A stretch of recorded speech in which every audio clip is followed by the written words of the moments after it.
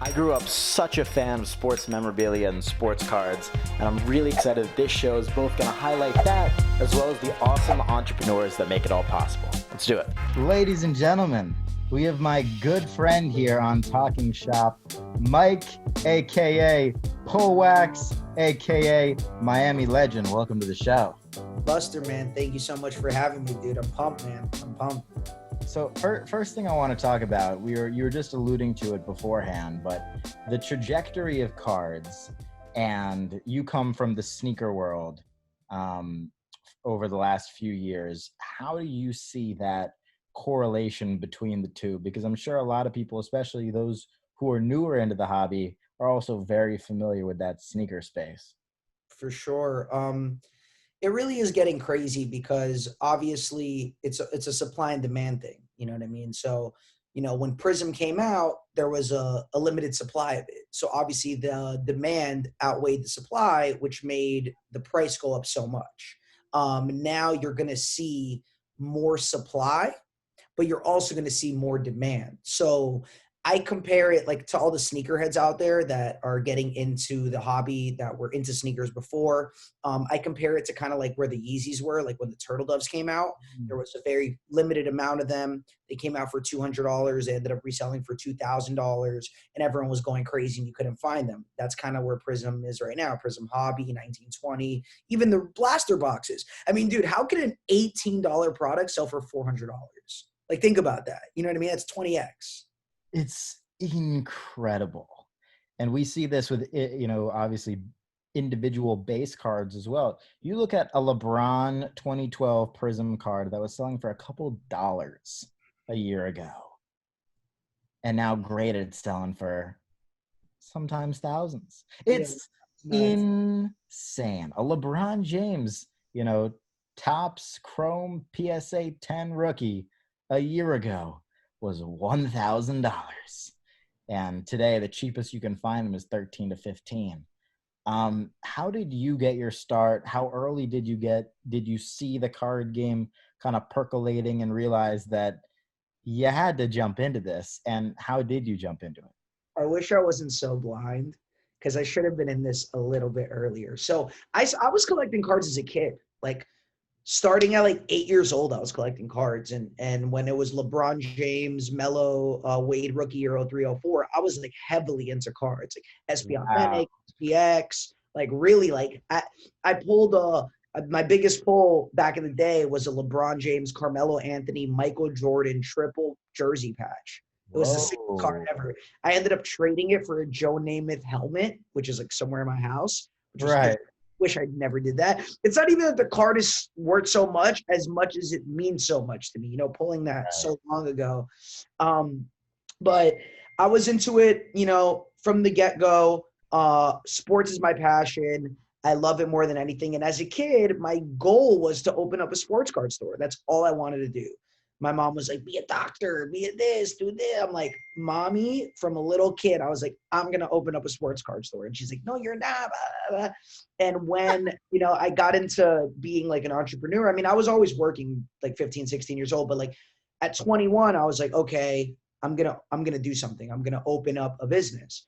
And I always wanted it to be cards, but that market was dead, like fully dead. Like this was in 2014 was when I decided to get on the ball of that. And there was no card. The cards were dead. I mean, obviously you have people in the hobby in 2014, but I've been asking around and like their business was suffering in 2014.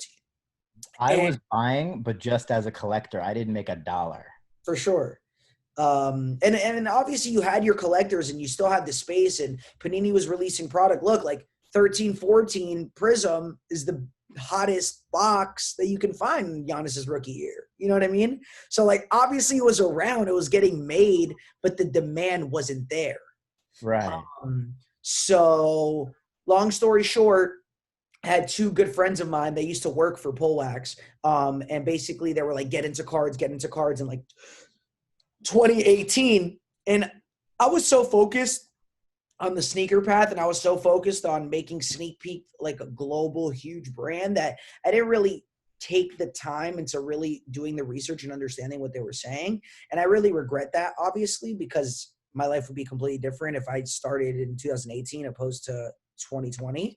But I got really heavily into it in 2019. There was a store in LA that, you know, was doing live breaks and everything like that. And I helped grow their business, and I partnered up with them, and I basically, you know, grew their business a lot, flew out there and just really fell in love with the cards. I didn't know anything. I didn't know what a base was versus what a silver was. Like, I would pull cards and I would think it's a silver, but it was a base. Like, there are so many different variations. There's so many different colorways. There's so many different, you know what I mean? Like, when you have Donruss Optic, and you have Don Russ, and you have Prism, and you have, you know, Noir, and there's so many different variations of cards and colorways, and you really need to be educated about it. And it took me months to really learn everything, you know, the prices and the boxes and the trading values. And now you have, you know, vintage, and now you have old stuff, and it's nuts. Like, it's nuts. There's so much inventory, so And much. the thing is now about, you know, to your point, you have to research. Now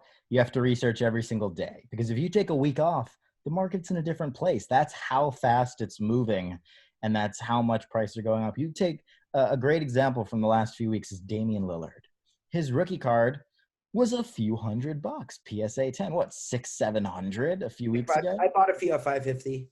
So now I mean, I'm sure it's dropped a little bit Yeah. since over the last few games, but after game one, it popped up to like 2-3 grand. Yeah, it was 3,200 was one sale, then 2,800 was another sale. Now it'll probably get in the twos, but it's gonna go right back up there. Like, people think, you know, like a lot of people, and this happened with Zion. Like, right now, for everyone that's listening, Zion is an incredible investment. Dude averaged 1 point per minute. He, like, okay, there's some things he needs to work on. He's an animal. He's a great player, and he has a great team. I thought Alvin Gentry wasn't a great fit for the Pelicans. I like Alvin Gentry. No disrespect to Alvin Gentry whatsoever, but I think that Alvin Gentry camp, the fact that it came to an end was great for the Pelicans. I think Lonzo's going to find this place. I think Brandon Ingram is going to be a superstar. I think Zion's incredible. They just need to get a center. I want to see the Pelicans get Hassan Whiteside. That'd be interesting.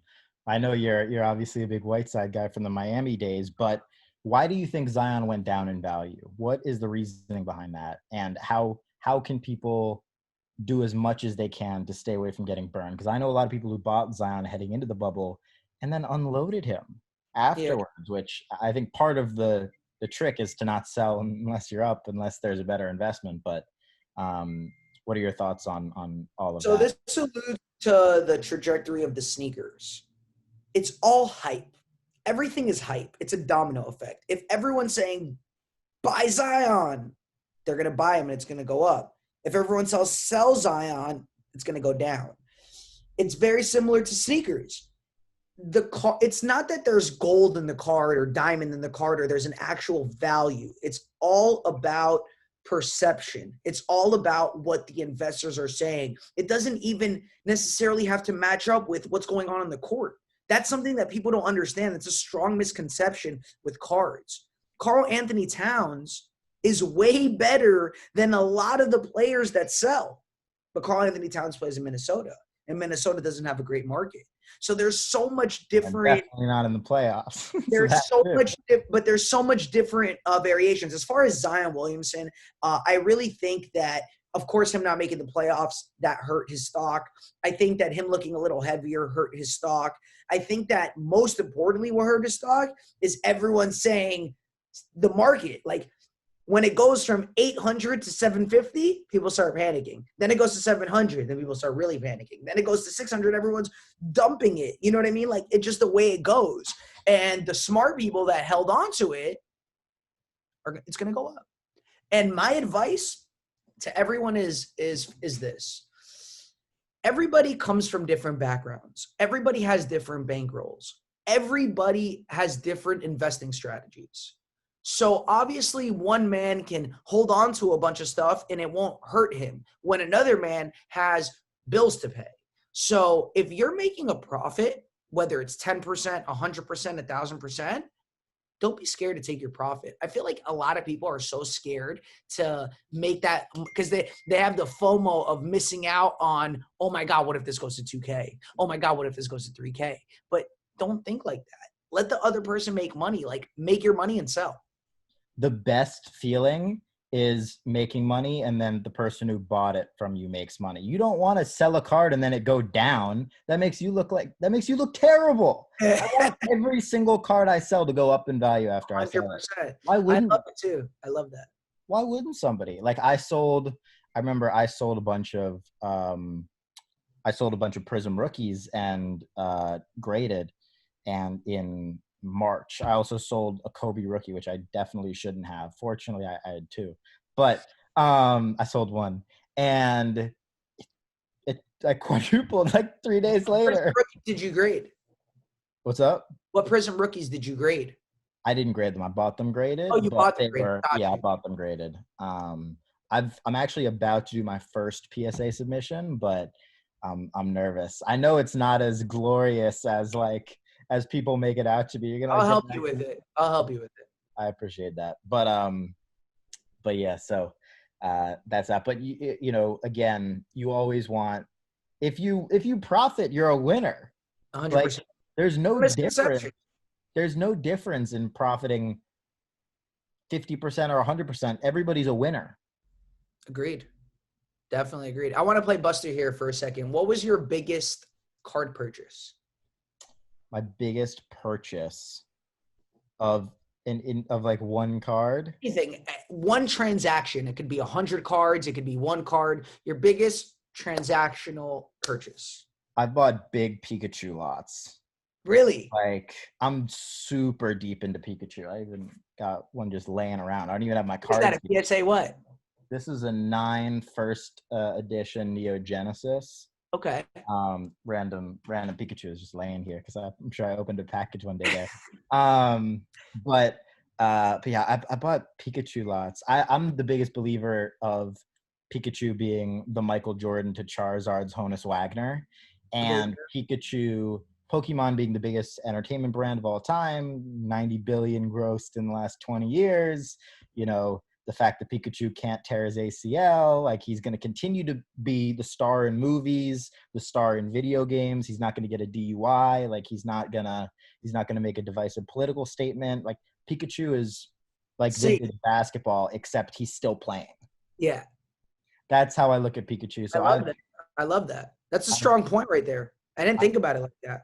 I've made some like big PSA lot purchases. I bought an E3 Red Cheeks Pikachu top 50, which probably my favorite, but I bought a few Red Cheeks first edition from the base set, all PSA 9. Happy about those. But yeah, man, a lot of Pikachu. Although I haven't, like, I've always been the $100 to $1,000 purchases rather than higher in multitude. But yeah, I remember I bought a Kevin Durant Chrome rookie, and I was so, it's the most nervous I've ever been about a purchase, because I made this purchase and I was like, I'm so confident in it, and then it went down to half. Yeah, I bought it at 1,000, went to 600, and now it's much higher. But I'm glad I didn't fall into that bucket of people who are dumping. the market of cards is like, it really is like a mix of everything. It's like a little mix of obviously sneakers. And it also reminds me a little bit of Bitcoin. Just the way, like, it's so volatile. Like the way that it goes down 50% in one day and then goes up 230% next week. Like, Been hearing that a lot the last few days. right? And it's like the physical Bitcoin, because like you can actually take, you know, a Zion or this, you know what I mean? Like it's actually like a physical thing. Got some Zion rookies. No, just a little. This is the card right here. This is the card right here. Mbappe. What is he up? 5,000%? No, PSA 10. It actually went down after the Champions League loss, but still in the 2K range, and like it's gonna grow, you know, obviously every day. One fun purchase. I think I might have even talked about this on an episode. I made 3 soccer purchases in May. I bought a complete set 2014 World Cup, Wow. and for Wow. $300, it might What? have been a little less too. That's what they were going for. Set? Complete set, not PSA graded base, but in mint condition. That might be the And best purchase I think I've ever heard. No, I'm serious. Like, get those. You have those still? all of them, every single one. Got to send those in to get graded. You know how crazy it was? The dude threw in an extra Neymar. That's how little they were worth. He just threw it in because he wanted a good. But eBay those rate. are the rookies. Those are Right. actual true rookie cards because that's the first year of Prism World Yep. Cup. So like every card's a rookie. Yep. Like Messi PSA 10's like 2,200. Yes. Although they're very hard to get PSA 10s. Okay, but I sent like PSA 10s are just hard to get in general. I sent 2 Mbappes and they both came back PSA 10. So like the Wow. cards are actually like really good. Like they're very like They're gradable. They're made very well. Wow. So And then like, I bought the one that I'm most nervous about. I bought a Neymar Silver from 2014 for $150. we got to just pray to the gods on that one, the card gods. Gotta just pray to the God. But I wanna transition here. I wanna talk. I've heard from those sports card gods that you have a surprise. I Is did. this I did. this factual? This is a factual thing. Here we go. The This door is- is being locked for this one. Yeah, the door has to be locked because we're pulling heat right now. Where did I put it? I put it to the side. So this is something that you never see. This is Wow. 12-13. Okay. Oh my goodness. So this is Damian Lillard, Kawhi Leonard, Anthony Davis rookie year. I've seen some of their PSA 10 selling for a crazy amount. You can't really find this. I think I saw some people sell it for like $350. 12-13 NBA hoops. We are gonna rip it right now. Obviously, I wanted to rip it like with the camera backward, like so we could see like the cards the Yeah. proper way. But we're gonna just rip it right here, right now. And I'm gonna show Do you it. Oh my, thank you. buddy. This was my late birthday present to Buster. Me and him have been talking for I don't even know years. Like I've always been like 2-3 years, man. yeah, always Crazy. trying to collaborate and figure it out how we can connect the dots, and we've just done it organically. And now that I've started this, and he's obviously super into the hobby as well, so it's real cool, and I really look forward to what we're going to be doing this year, next year, and keep it running from there. I appreciate it. Oh, Thank you. Harkless. Damari Carroll. Lowry. Kyle Lowry. Young Kyle Lowry on the Rockets. People forgot that Young. he has a big like McDonald's problem. He needs to stop with that. I swear. Is that Al Harrington? Yes, it is. It is. Joakim Noah back in the Bulls days. And yeah, that's it. Joakim Noah. I was watching a video on Joakim Noah and Kevin Garnett. Kevin Garnett used to bully him. Oh my God. It's really funny. Kevin Garnett's the biggest bully like ever. She's hilarious. Josh Selby. Alonzo G. A lot of these names, man. Throwback. I know, throwback. Beal. Oh no, never mind. I thought that was Beal. Sheldon Mack. Derek Favors. Throwbacks. And Roy Roy Hibbert. out of Georgetown. We got a lot of packs though, which is cool. We still have like 8 packs. Wow. We just need to hit a Lillard or a Kawhi. Really, we want a Kawhi. That's what we want. We want Kawhi. Ty Lawson, missed that guy. That was a fun guy to watch. Rudy Gay. Look how young Rudy Gay looks. Is that Chauncey? No, who is that? Walker Russell. I'm not even familiar. I'm unfamiliar as well. Shannon Shannon Brown. Brown. Bro, he was a beast. Yeah, he was good. He is a human highlight reel. Is that Brooks Lopez? Yes. Back in the New Jersey Nets days, bro. They weren't even in Brooklyn. That's crazy. This guy, the Matrix. I had fun watching Sean Marion. Who is this guy? Cleesa. Baby Davis. Baby Was watching Davis. another video of Kevin Garnett. He was bullying Glenn Davis, and he made him Oh my cry God. on the bench. Really? Same team, yeah. Glenn Davis was pouring tears. Patrick Ewing. We're gonna have to sleeve that up. That's dope for our New York Knicks. Yes, sir. And another New York Knicks. Hello. Melo. It's fun to watch. I want to see Melo drop like 30 so bad. I bought a. Lillard's not playing. I was gonna say between us, but then I realized we're doing the show, so I'll just say it anyway. But I got a Topps Chrome Mellow. Really? They're cheap. Yeah. It is a good investment. Yeah. DJ Augustine out of Texas. John Salmons.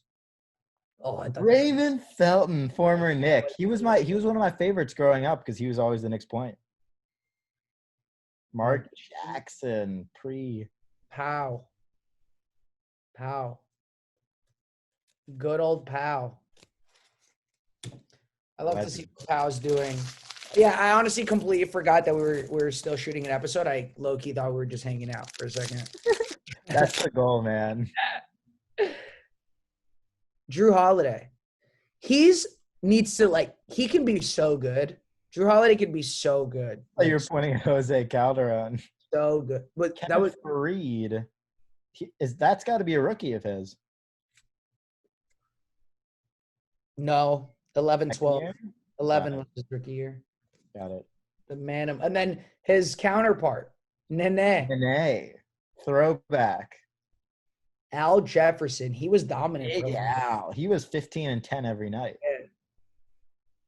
Al Horford out of UF.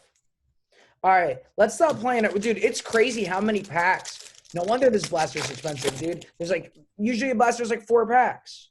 Right. They used to Anderson Varejao. I'll never forget Dwayne Wade's block. Look at little Andrew Bynum action saying no, no, no. 2 number 17s. Wilson Chandler, former Knick. Kevin Martin. He was a bucket. True. Hey, there we go. That's a rookie. That's a rookie. Let's sleeve. Bradley Beal. Let's go. Woo! Clean.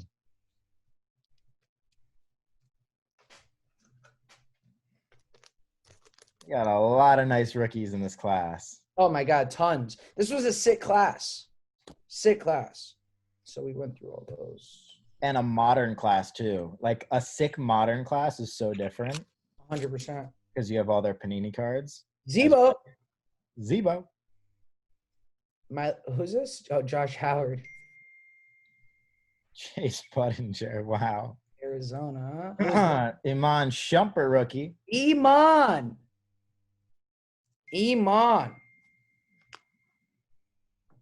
KP. Perkins. Your guy. Yeah, he's the best. KP. He's a funny man. Andrew Perkins. I'm sure I sent you the clip, but yeah, seeing that a card of his sold for $3,000 and then relaying that info was so funny. He was hype. He was super hype. J Kidd, one of my favorites. Byron Mullins, Marcin Gortat, Ed Davis. So what are we hoping for here? We're hoping for Anthony Davis. We're hoping for a Kawhi Leonard. Those are the big boys. Yeah. We really want one.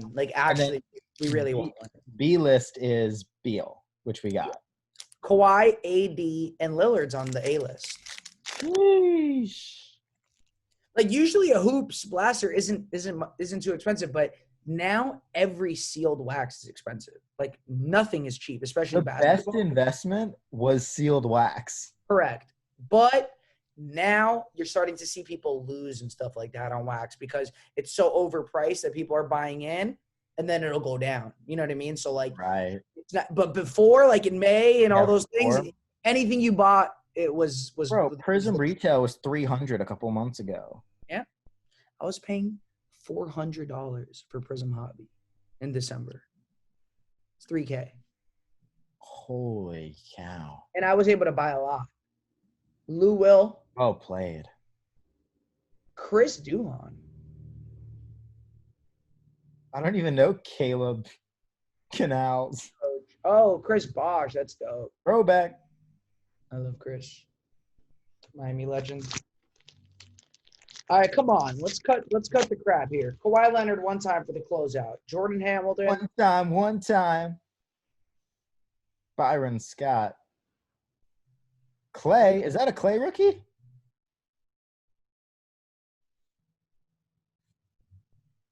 Oh, no. Second year. Second year. Still dope, though. He looks like a rookie. He does look like a rookie. Kevin Seraphin. Is this the last pack? Scott Brooks. That was the last pack. Well, we got a Bradley Beal. Hold on. Let's get one. Let's get something real quick. You're crazy, bro. I don't like leaving out on that note. Here's a mystery pack. This is a Pullwax mystery pack, $20. I promise you that we're going to hit something in here more than what we hit in that box. Maybe we can hit a Kawhi Leonard now. Taco Fall rookie. Some modern stuff. Matthias Thybulle rookie. Kevin Knox. What's the deal with him? Yeah. No comment. On to the next question. Here's the mosaic. Tyler. Hero. This guy, man, is so goddamn good. It's actually insane. So good. Another Taco Fall mosaic. Looking like a premier level. Bang! Kawhi Leonard, premier level out of select. So we didn't get Kawhi in the rookie, but we did get a Kawhi and a Tyler Hero, which is nice. You're the man, bro. I appreciate you. Of course, man. That was fun. Listen, now these guys need to get ahead of the curve and get on the football train because you think fingers crossed that football actually, comes back and that there's no complications because, of course, due to medical reasons, there's definitely going to be some sort of complications. But if they can get that figured out in a line, man, what you just saw to the basketball market is exactly what's going to happen to the football market. Position players are going to start selling, running backs, receivers, defensive players potentially. So since I know nothing about football, maybe I'll just buy sealed. Yeah, like perfect example, right? For all these investors out there. This box, I was paying $300 for this box. Now it's $1,200. Whoa. Prism Hobby, NFL. Wow. It's $1,200 now? $1,200 now. And is that still a buy? Like, yes, it's still a buy. It'll go to 2K once football's back. But like this is like a strong misconception that a lot of people have.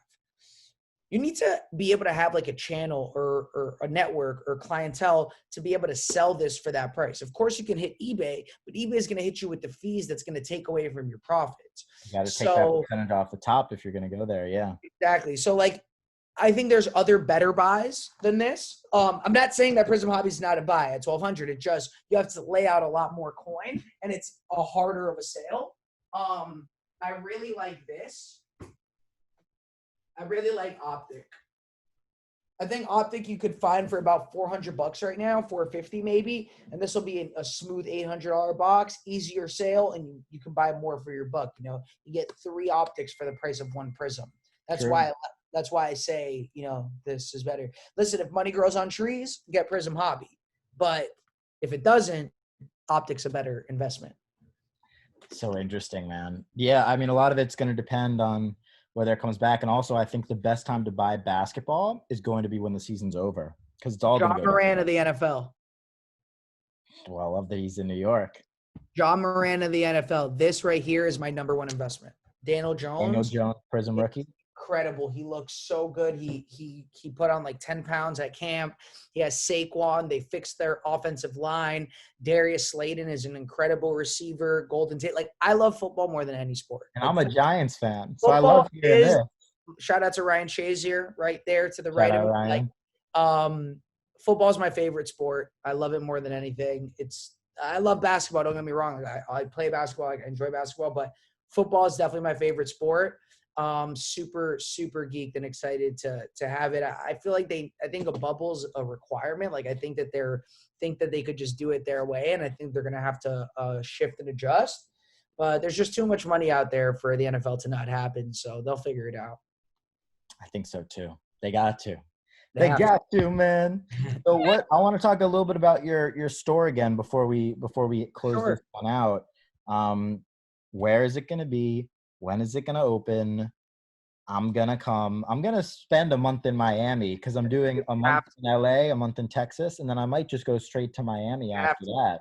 I set up a whole setup for my podcast over there, so you feel free to do whatever you want. We got green screens, microphones, the whole 9 yards. So my house is your house. Tons of really interesting collaboration opportunities also that I can get people on your. We'll talk about that off the air, but store will open up in 3 weeks. It is in Miami, Florida. I will obviously announce all of the details. I'm going to keep it very VIP-ish, very showroom-ish, very exclusive. It's not going to be like your average LCS where you walk in and there's so much stuff. Like I like to keep it clean. You're going to have your big high-end cards. You're going to have your stuff, and obviously we're going to continue growing. But I just really wanted to create just a really cool environment. You're going to have a lot of televisions, lounge areas. It's going to be different than your average store for sure. I got some plans to make it a little more unique. 3 weeks, Miami, Florida. Super duper excited. Can't wait for that. Exciting, man. Can't wait for that. It's the dream, bro. I know my dream. I wanted to do it as a kid, man. Like it's really crazy. Like yesterday I was there, they were painting the walls and I just like lied down on the floor and I was just looking and I was like, this is it, man. Like this feels right. You know what I mean? You feel like you've come full circle from your youth? Yes. And that's why I love doing what I do every day. Like I'm working harder than I've ever worked and I'm, like it's a lot, but I love it. And I wake up happy and I go to sleep happy. And I just love this. Like, dude, I'm around a bunch of cards. Like I love sports. It's what I'm passionate about. And I've always wanted to get closer to the athletes and closer to the game. And that's what I love. That's why I was so successful with sneakers, because that's what kept me going, meeting all these athletes and doing these things that I've idolized these people for so long. And then I became such good friends with them. It was great, but I still wasn't on the business side of sports. Now that I'm able to actually have a voice and actually I'm able to, contradict my view, like just get it done. You know what I mean? Like sell the cards, talk about the market, meet with the athletes, give them a channel. Like I've gotten some friends of mine that have been undrafted free agents, actual contracts with Panini that weren't signing with Panini. That's so dope. It's just cool to be able to like actually be educated about it and just keep growing the relationship. Shout out to Panini as well. They've been awesome. They've showed so much love since the beginning. And I just can't wait to see what happens with all these key players with Buster and Adam Lefko and Steve Canal and Gary. And it's going to be fun, man. And what's really, really, really cool, Dan Fleshman, shout out to Fleshman. He's out of control. Opening soon in LA too. He, I think, doubled the hobby just like when he decided that he liked sports cards. I swear. He's a beast. And what's really, really cool is everybody's working with each other. In some way, shape, or form, we're all connected. And I think that is the highlight of the hobby because everyone understands there's enough room for everyone to eat. And everyone understands that this is bigger than just cards and that this is a community. So can you imagine what's going to happen in nationals? Can you imagine what's going to happen when we're all together? Like, it's going to be like crazy. You know what I mean? We were talking about it right before. You mentioned like the CNNs of the world. Like those covered the Trout card that just sold for, 3.8 plus the Fires premium and whatnot. He'll never won a playoff series. So little. What's up? So Mike Trout doesn't even won a playoff series and his cards are selling for $4 million. It literally makes no sense. But the point is that it got some national attention. And that's going to happen for what we're doing, what we're all doing as well. And that's just going to, like Mark Wahlberg posting about cards, big. Like CNN, ABC, NBC. LeBron commenting on that. I got a few of those. Well, and then Giannis. It's gonna happen. It's really funny because obviously I'm friends with a lot of athletes, maybe not LeBron James, but a lot of, A-list athletes that are, best players on their team or whatever it may be. And they used to clown on me with the cards. They're like, man, Right. you crazy, whatever. Now, they're like, yo, how much is my card? Yo, what's this? And like, it's funny because they sign the cards. Like, all right, the sticker autos, they just sign the stickers, but the actual cards are touching the cards. But now they're like really interested about it. They're like, yo, what pack is this? What is this? Like, before it was just like some way to make money. Now it's like they're interested. If I was a player, I would own all of my own cards. All of them. Would you inscribe it with your number?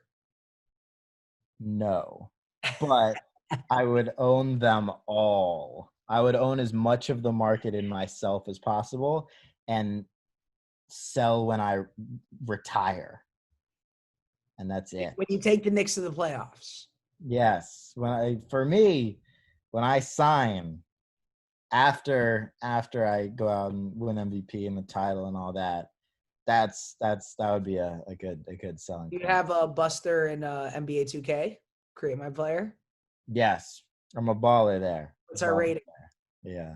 What's up? What's my overall? Yeah. Oh, I don't even know. I'm not as deep into it as I should be, but I love it. Have you dabbled in the whole Twitch realm with the whole Twitch and esports and all that? Yeah, I've dabbled a little bit. I did 1 month straight every single night, streamed 2K. I did a lot of like blacktop and stuff though. For me, it was more about like I was broadcasting it like I was broadcasting a game while playing more so than like anything. And so you were playing and broadcasting simultaneously. Yeah, so I enjoy that. Last question here before we close out. Where do you see the hobby in 3 years? Robots, PSA, doing submissions on your iPhone, crazy stuff. Like, I don't know, the 2023 needs to get to where cards are. Cause like we're in 2020, but cards technology wise are in 1993. You know what I mean? Like, dude, you have the biggest players in the game. They have like terrible websites and they have small Instagram followings and they don't utilize social media and they have the money to pay a marketing company to do anything for them, but they're just not in tune with it. And this is the biggest disconnect that I have with like Gary and his camp versus Pullwax and my camp. This is like the disconnect that we have. He's saying vintage. And I'm saying I agree that there are big players in the game that want to buy vintage, right? Because you don't know what's going to happen to these young guys. And all the older people will buy the vintage, right? Mm-hmm. But here's what I'm saying. Kids run everything. Why did Pokemon gross 90 billion? It wasn't because of that old guy that wanted Pokemon. It was the masses. It was the kids. Sneakers, okay? Billions of dollars. Why is that? Because of the kids. They're reselling. They're saying, Daddy, I want Cactus Jacks. Daddy, I want this. The kids run it. Do you think a kid is going to be like, hey, Daddy, I want a Clyde Drexler card? No. I mean, you see Not, it like not Mark a 12-year-old Wahlberg kid. Right. You know what I mean, though? I'm just saying on the average. And I hired some young kids and 16, 17 years old, and I see the way they think. They're like, Luka's better than Jordan. And this, they're just saying these things because they don't know it's all they're hype driven. Right. To your point. But they're not going to go and be like, Daddy, I want vintage. They're not going to be like, let's rip a 1986 Fleer box. Like, they're going to want the new shiny cards. I think the answer is always going to be both. To your point, that will be a very slow and steady growth because of those collectors who are now getting back in the game because of the hype in modern. They're thinking vintage because everybody's thinking vintage. It goes up in value. All the kids are going to be pushing modern. That's going to go up in value. the whole card industry is going to go up in value. And it's a 100%. beautiful thing. But I'm 100% with you on the fact that kids drive the market, and they will always drive the modern market. But the nostalgia will drive vintage really, really high up comparatively to where vintage baseball is now. Once basketball's history gets to that same point to where baseball really went up. But I think all this card buzz, even on modern, is only going to help vintage as well. So Vintage is safe. There's you can corner the market with vintage. They're not going to restock vintage. They're not going to keep making vintage. So obviously your investment's safe. If you put it in the vault and you have it, that's fine. But for somebody like me that's doing this every day, that's my business, that I'm, super focused on the market and I know exactly what's going on, you have to do both. And 100%. for the collectors and, me and Adam Lefko argue about this every single day. And every day it's a new argument. And every day it's something, the banter back and forth. But what Buster said is overall the truth. Everybody wins. It's an all-you-can-eat buffet, and vintage wins, and modern wins, and wax wins, and everybody wins. But you have to be smart, and you have to do your research. You can't just blindly buy. Like even the for me, only people that lose are the people who don't do their research. correct. So that's the biggest, that's the number one bullet of this entire conversation. And hopefully we can title this episode do your research. My man, you've done your research very well. Thank you for coming on, and thank you for that break. That was a lot of fun. I appreciate you. Sorry we didn't get a Kawhi, man. At least we got some sort of Kawhi. Wasn't a rookie. That's true. And we got a Beal rookie, but it's about the fun of the game, my friend, and I appreciate you a lot. So let's get over to Miami. Let's get on Twitch. Let's play with some athletes. Let's kick some ass, and let's continue having fun, man. Keep doing what you do. I love it, man. I'm a huge fan, and very, very glad to be able to call you a friend. And I'm excited to see what shakes up this year, next year, the year after that, and day by day, man. Likewise, brother. Daniel Jones, don't sleep.